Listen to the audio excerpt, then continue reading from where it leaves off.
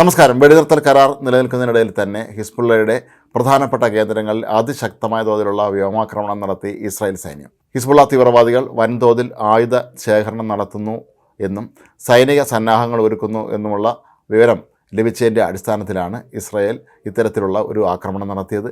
ഹിസ്ബുള്ളയുടെ ഒരു റോക്കറ്റ് ലോഞ്ചറും അവരുടെ ചില സൈനിക ശക്തി കേന്ദ്രങ്ങളും അതുപോലെ തന്നെ അവരുടെ ആയുധ സംഭരണ കേന്ദ്രങ്ങളുമെല്ലാം തന്നെ ഇസ്രായേൽ സൈന്യം ബോംബിട്ട് തകർത്തു എന്നാണ് പറയപ്പെടുന്നത്. ഇസ്രായേലിൻ്റെ പരമാധികാരത്തെ ചോദ്യം ചെയ്യാൻ ആരെയും അനുവദിക്കുകയില്ല എന്ന് പലതവണ നേരത്തെയും ഇസ്രായേൽ പ്രഖ്യാപിച്ചിരുന്നതാണ്.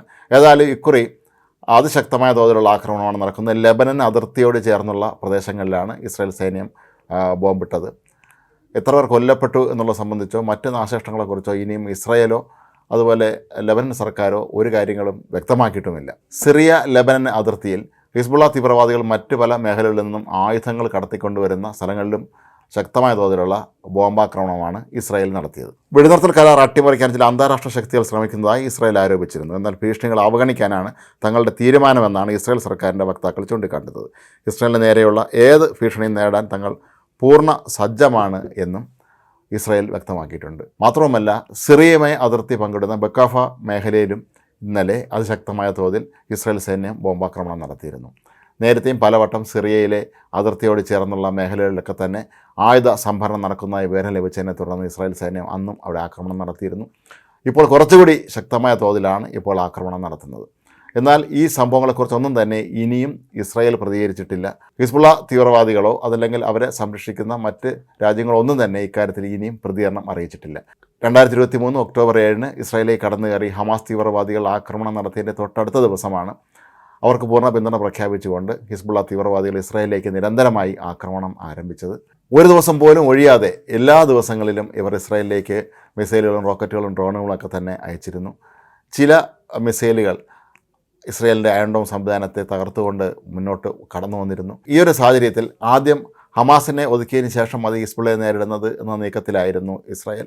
അതിൻ്റെ ഭാഗമായി ഹമാസിൻ്റെ പ്രധാനപ്പെട്ട നേതാക്കളെല്ലാം തന്നെ അവർ വകവരുത്തി കഴിഞ്ഞിരുന്നു. അതിന് തൊട്ട് പിന്നാലെയാണ് ഇസ്രായേൽ സൈന്യം ഹിസ്ബുള്ളയ്ക്ക് നേരെ തിരിഞ്ഞത്.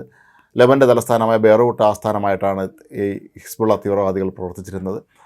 ആദ്യം പേജറുകൾ ഉപയോഗിച്ചുകൊണ്ട് അവരുടെ പ്രധാന നേതൃനിരയെ തന്നെ ഇല്ലാതാക്കുകയോ അല്ലെങ്കിൽ അംഗവൈകല്യം വരുത്തുകയോ ചെയ്തതിന് ശേഷമാണ് പിന്നെ പ്രധാനപ്പെട്ട നേതാക്കൾക്ക് നേരെ അവർ ആക്രമണം ആരംഭിച്ചത്.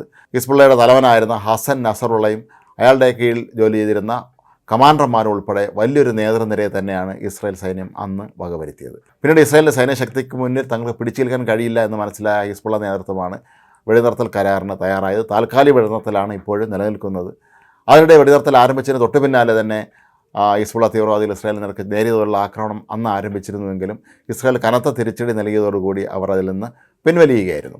ഏതായാലും ഈ ഒരു സാഹചര്യത്തിൽ ഹിസ്ബുള്ള തീവ്രവാദികൾ വീണ്ടും ആയുധ സംഭരണവും സൈനിക ശക്തി വർദ്ധിപ്പിക്കുന്നതായ പരിപാടികളൊക്കെ തന്നെ നടപ്പിലാക്കുന്നു എന്ന് കൃത്യമായ വിവരം ലഭിച്ചതിൻ്റെ അടിസ്ഥാനത്തിൽ തന്നെയാണ് ഇപ്പോൾ ഇസ്രായേൽ സൈന്യം അവിടേക്ക് കടന്നു കയറി ആക്രമണം നടത്തിയിരിക്കുന്നത്. എന്നാൽ ഒത്തുതീർപ്പ് ചർച്ചകൾക്ക് നേതൃത്വം നൽകുന്ന രാജ്യങ്ങൾ ഇത് സംബന്ധിച്ച് അവരുടെ അഭിപ്രായ പ്രകടനം ഇനിയും നടത്തിയിട്ടില്ല.